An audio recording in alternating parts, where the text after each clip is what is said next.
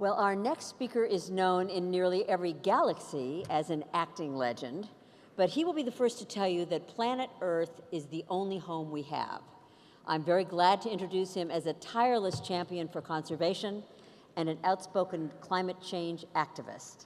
Please welcome the Executive Vice Chair of Conservation International and recent recipient of its prestigious Founders Award, Harrison Ford.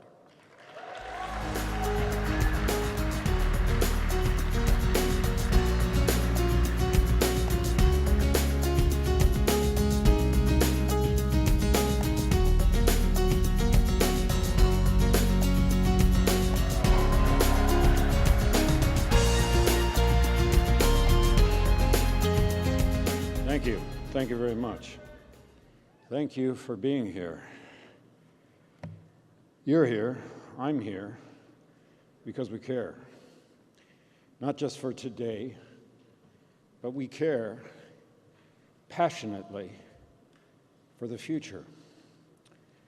We know that we only have the possibility of avoiding a looming climate catastrophe if people like us refuse to give up.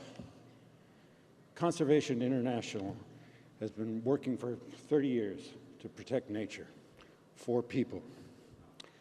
I've been on their board for over 20 years. We've done some good work in that time, working with others, many of whom are in this room today. We've accomplished a lot,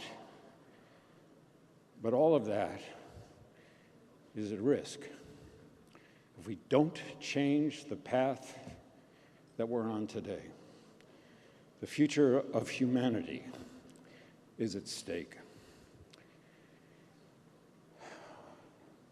While you work to meet the challenge of climate change, I beg of you, don't forget nature. Because today,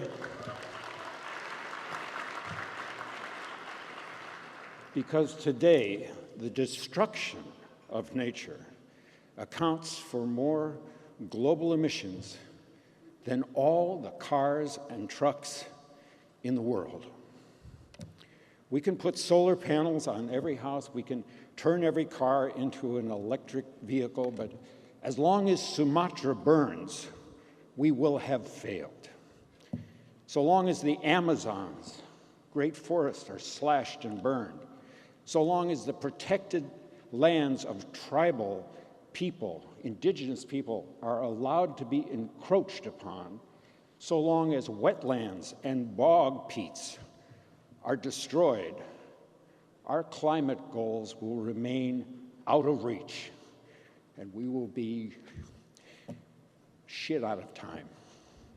If we don't stop the destruction of our natural world, nothing else will matter. Why?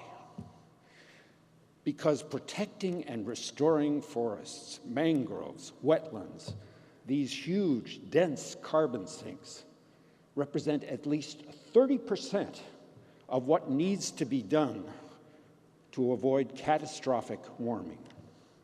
It is, at this time, the only feasible solution for absorbing carbon on a global scale. Simply put, if we don't protect nature, we can't protect ourselves. This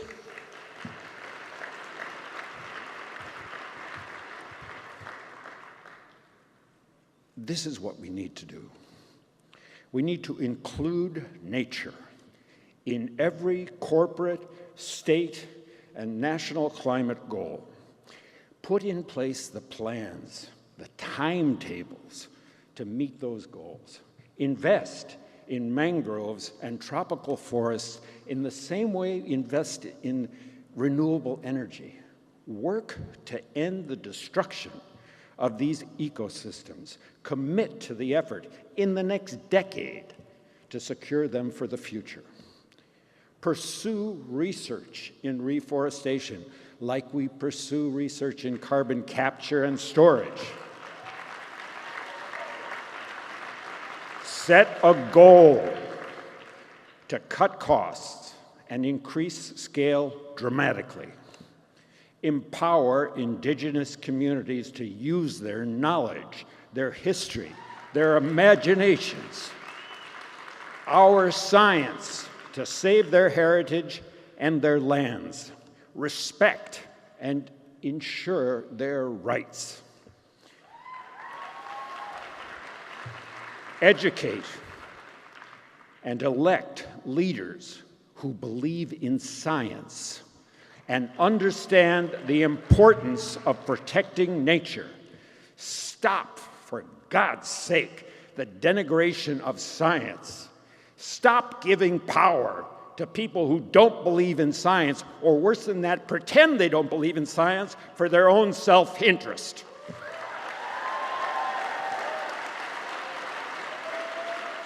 They know who they are. We know who they are.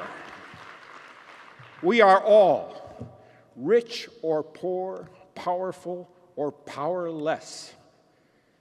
We will all suffer the effects of climate change and ecosystem destruction, and we are facing what is quickly becoming the greatest moral crisis of our time, that those least responsible will bear the greatest costs. So never forget who you're fighting for. It's the fisherman in Colombia, the fisherman in Somalia, who wonders where their next catch is coming from and wonders why the government can't protect them from a factory fishing from across the world. It's the mother in the Philippines who's worried that the next big storm is going to rip her infant out of her arms. It's the people right here in California, people on the East Coast, people in California who are fleeing from unprecedented fires. People on the East Coast are facing the worst storms in recorded history. It's our own country, our own community, our own families. This is the core truth. If we are to survive on this planet, the only home any of us will ever know, for our climate, for our security, for our future, we need nature. Now, more than ever.